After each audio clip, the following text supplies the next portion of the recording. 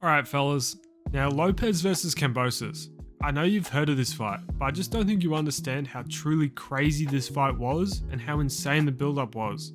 A lot of you haven't seen the drama which went on behind the scenes, the cancellations, beef between the families, all culminating in an epic bout.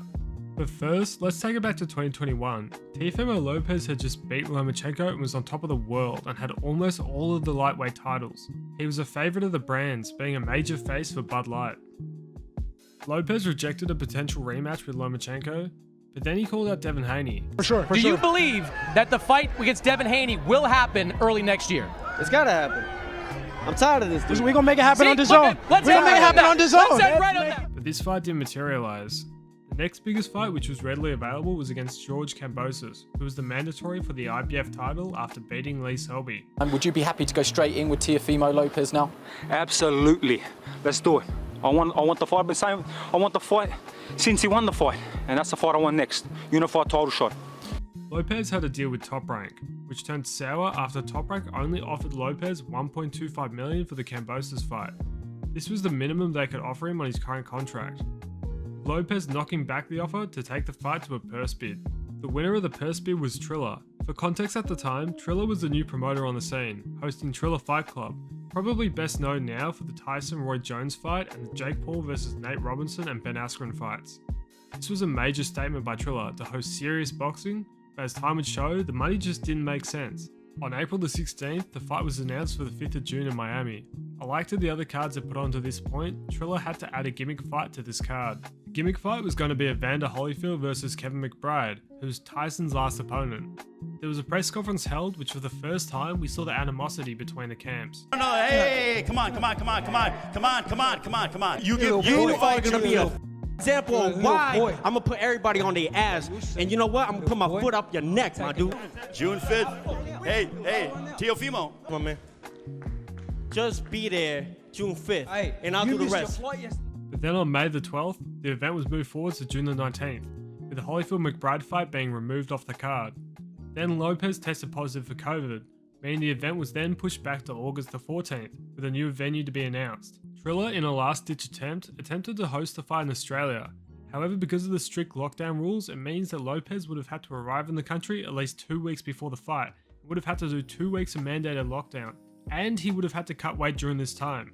Lopez appealed to the IBF, and they took his side. The fight wouldn't be happening in Australia. After all of this fell through, they tried to scramble to find a venue in either the UAE or Saudi Arabia. Then finally a date was announced for the Hulu Theatre in New York for the 4th of October. Then it was changed to the 16th of October at the Barclays Centre. By early October, however, Triller just announced that the fight wouldn't go ahead. Up to this point, Triller had spent about $10 million on promotional costs. On October the 6th, the IBF found Triller in default of its contract obligations, and then the fight was awarded to Matchroom Boxing. The final date for this fight being set for the Hulu Theatre on November the 27th, 2021. Leading up to this fight, the press conferences showed the pure hatred which had been bubbling up over the course of the year. Sit down, be humble. I'm gonna be like this, alright? Shut the fuck up. And look, man, I am who I am. This is your champion? And I'm the champion. This is your champion? I am the champion. I'm the people's champion. You're gonna lose them all on Saturday. So at the end of the day, look, you're the cockroach because you got rid of your whole team. You know what? They got rid of Joey Gamache, but they also got rid of the nutritionists. They're getting rid of everybody. We keep it the way we do. I'll say it like this. We keep it the way we do. Everybody, tune in Saturday night. I ain't playing no games here, man. We're gonna humble these guys, and I'm gonna say it like this. And when I humble this fool, sending you when back I humble to this Australia. Say like this, man. This This should be a great fight. I ain't Please. gonna tell my boy. I'm just telling you straight up, bro. My eyes don't lie. My eyes don't ever lie. Trying to get on worth it, Because bro. look at the people around you. Look at the Champion people one. around you. Hey, all gone, all this gone. right You know here, what? man? Congrats on I the know little one, everybody. and be there Saturday If night. anybody is betting for Kambosos to beat me, it's because y'all don't want to see me fight the likes of Tank, Haney, Garcia, Taylor, all these guys. Loma again, if you want. He's fighting all of them. Oh yeah, Go ahead. yeah, sure you are. I'm gonna stay focused. With the showing this hatred being seen at the media workout where both of the parties clashed. Both sides, you're gonna get your ass kicked.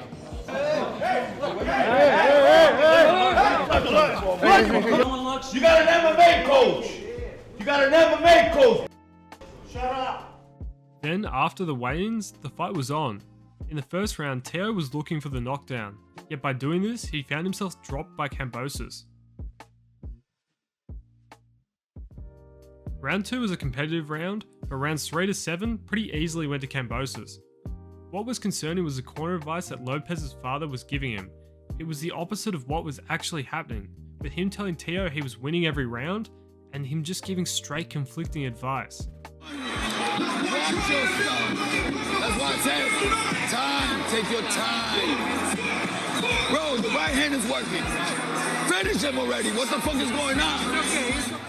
Lopez seemed to wrangle back control of the fight between rounds 8 and 9, with that eventuating by dropping Kambosos in the 10th. Yet when everything seemed to turn against Kambosos, he dug deep and finished strong, winning the last 2 rounds. When the bell went, I thought, I hope they don't rob it. 114, 113, Teofimo Lopez. There was no way, in my mind, that Teofimo Lopez won that fight.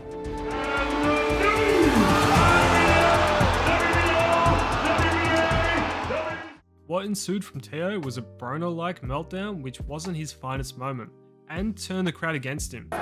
Listen, true champ, forget the rest. Yo. You got, hey, hell of a fighter, but I won tonight, man. Everybody know that. The referee raised my hand, I won tonight. I don't care what anybody says, yo, I won tonight. Hey, but you know what, man? I know what it is. I know how these people work.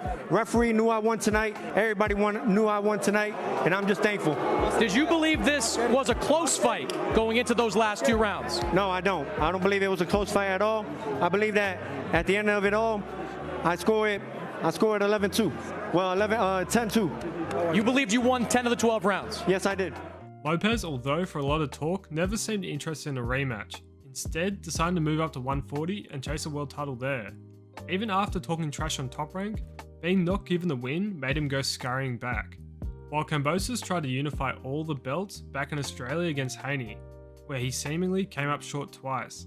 Since then, he is now challenging again for a vacant title against Lomachenko, after Haney moved up to 140 and vacated all his lightweight titles. I reckon this fight's a modern classic and an underdog story you rarely see. It was a case of being at the right place at the right time for Kambosos.